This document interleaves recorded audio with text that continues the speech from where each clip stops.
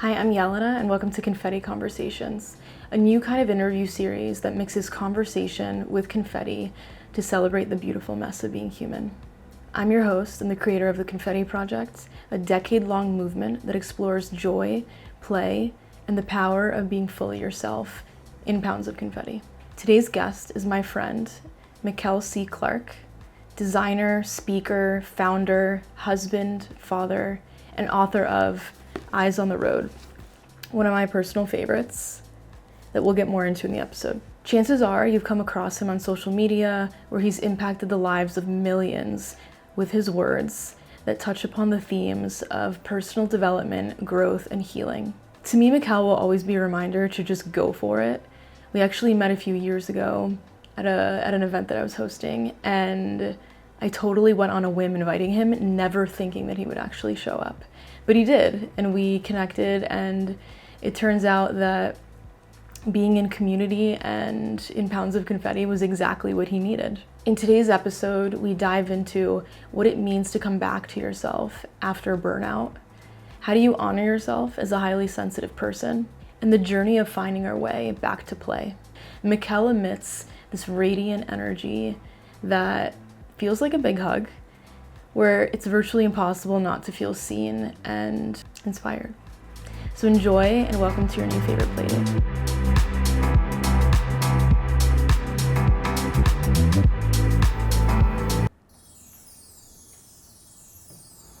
Whenever you're ready, wiggle your toes, open your eyes, take in your surroundings. You are here. I am here. Thank you. Tell me a little bit about Michell, little Michell. My formative years, I read probably a book a day. It was how I think I built my imagination and kind of built a world inside my head.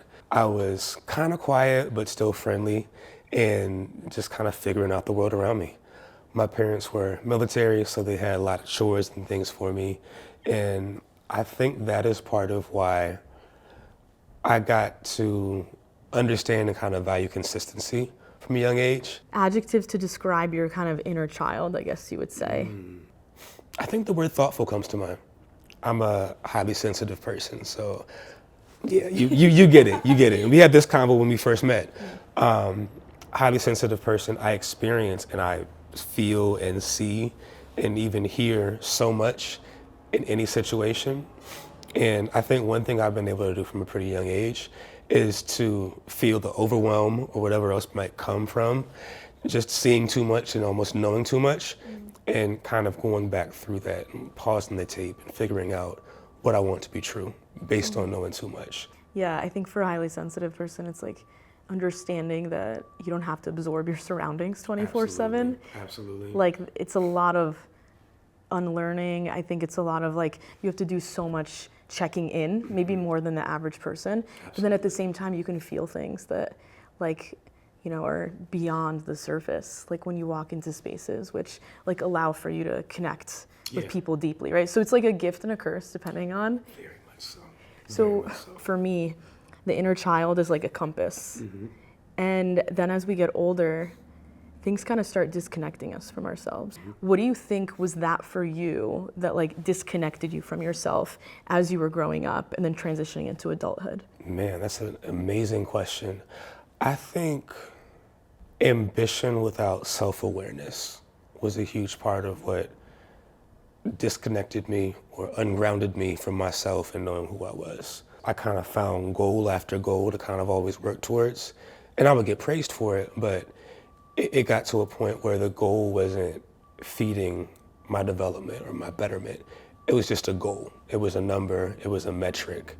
And I think that capitalism, right? The need to find a way to distinguish yourself is for survival, right? You got to be great at something. You have to compete against people.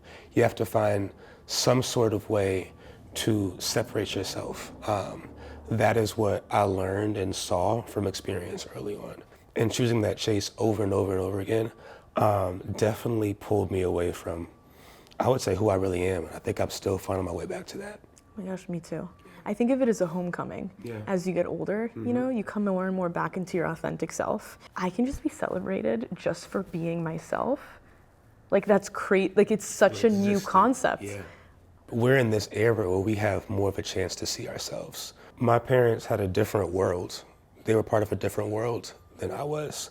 And so they had to operate in ways where they shut off so many parts of themselves to navigate being Black and middle class in the 90s and the 80s, and being in a ton of majority white spaces where there are so many limitations you have to choose for yourself, and so many ways you have to assimilate that you're not even thinking about emotional wellness. Yeah, it's survival. Or healing or anything besides survival, right? Did like a workshop with this amazing nonprofit, and by the end of it, this one woman was like crying, and she was like, thank you for reminding me that like joy exists and that I can soften. It's like we have to put these walls up, these mechanisms, right? Because it is unsafe out there.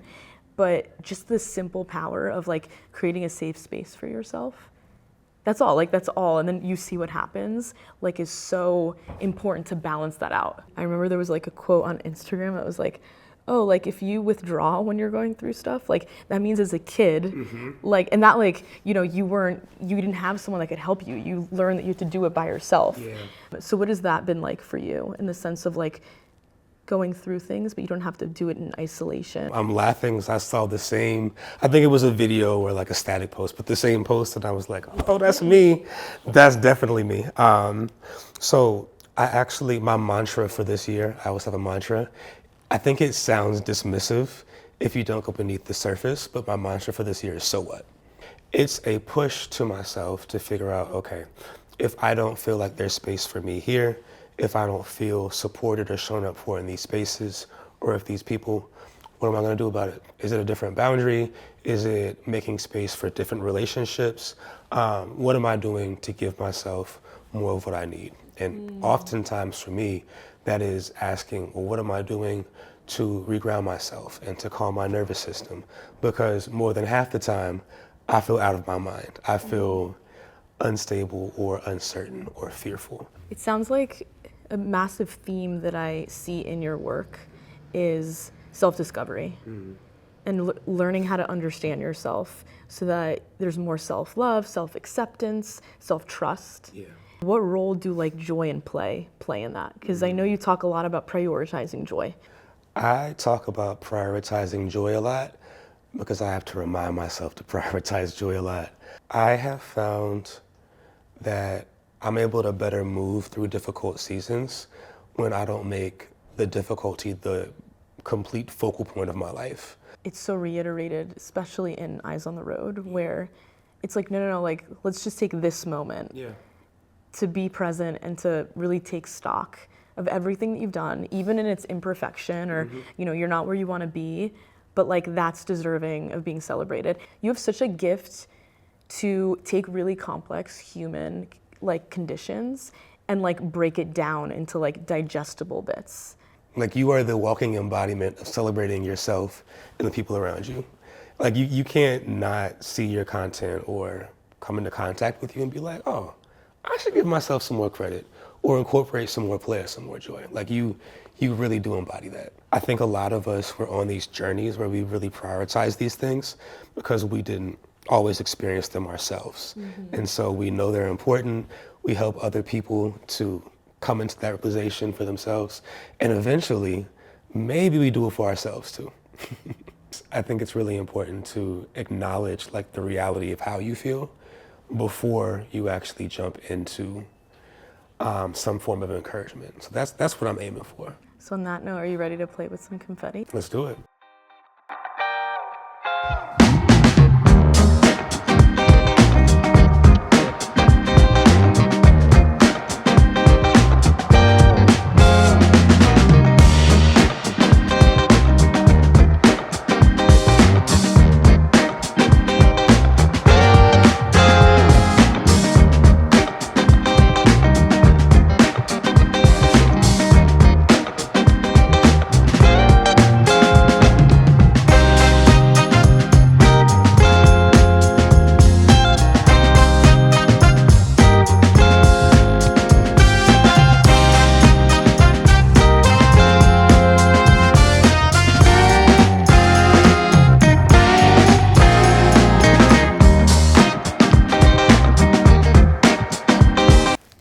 deal? Colorful, for one.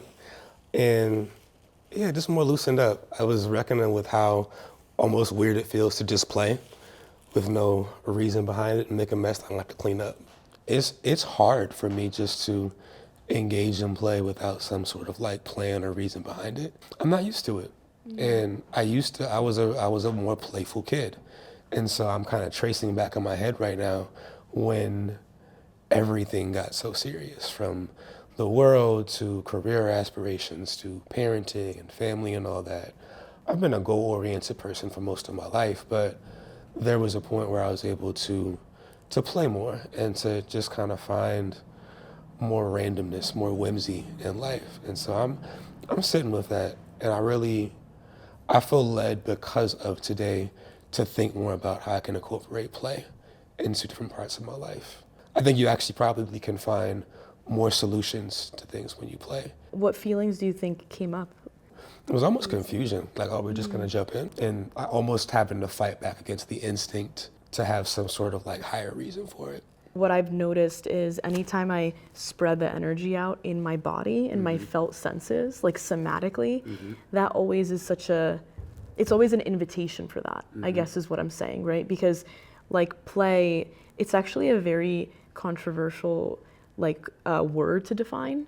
Like all the play researchers, like they can't come up with one definition. And it's one of those things where a lot of them agree that it's more important to feel the impact of play than it is to define it. To me, I think a definition of play is being more intuitive, being more instinctive, and opting for fun, even over logic. You know, you're just saying like, I'm just gonna enjoy this moment for whatever it is. And it kind of feels like an opportunity to free yourself. So I'll speak for myself. I get trapped inside my own thoughts way too often. And play is just like, put all that down. Let's have some fun right now. Let's step out. And I think when you do step out, you find sometimes the answers you were looking for with a fresh perspective that you've always had, but just couldn't access because you were so deep into this one train of thought. But yeah, I think, I don't know, I think that hobbies are kind of part of that. What's so funny? Like if you ever just like paint or for adults to pick up hobbies, like things that maybe you did when you were a kid. For me, it was painting and drawing and even reading without attaching an income stream or a business plan to it. I think that's a really cool form of play also.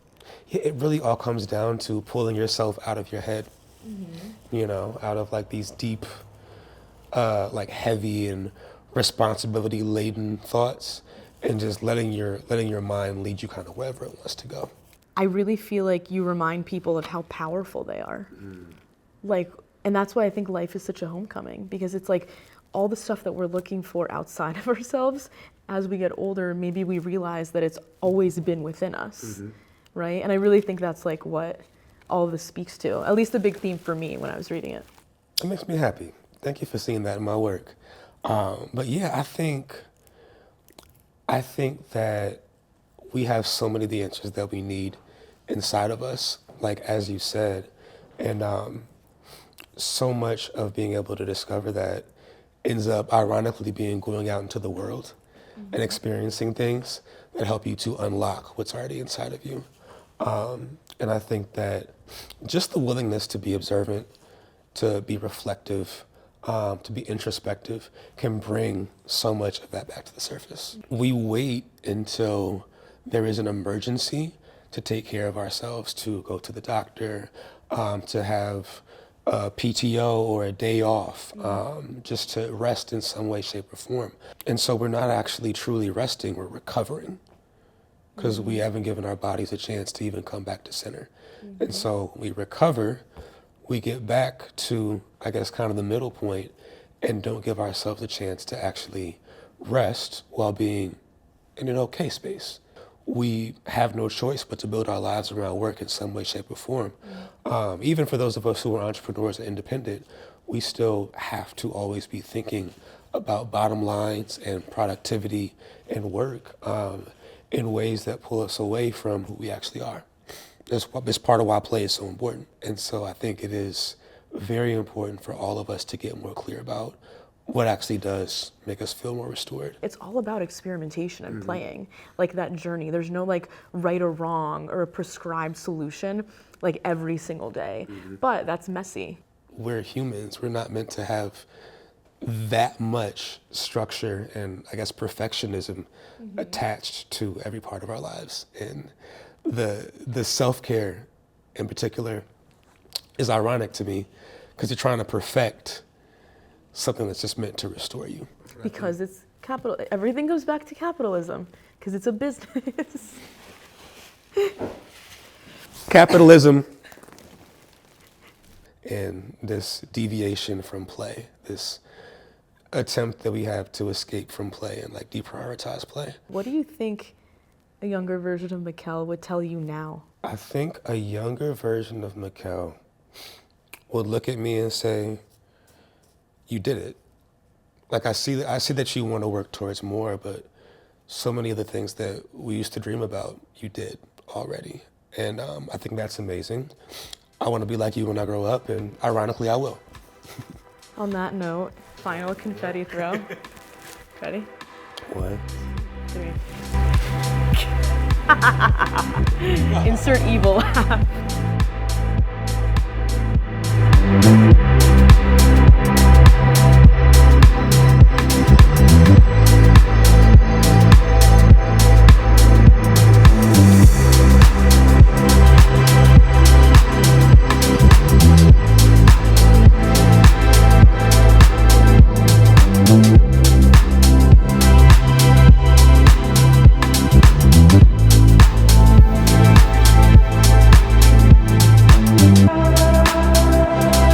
Hey internet friends, thank you so much for tuning into this episode and supporting a really new YouTube channel.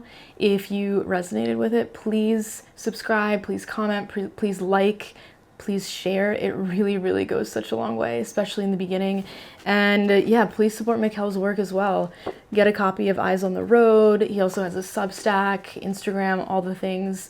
And thank you so much. And I'll see you next week. New episodes every Wednesday at 12 p.m. Thank you.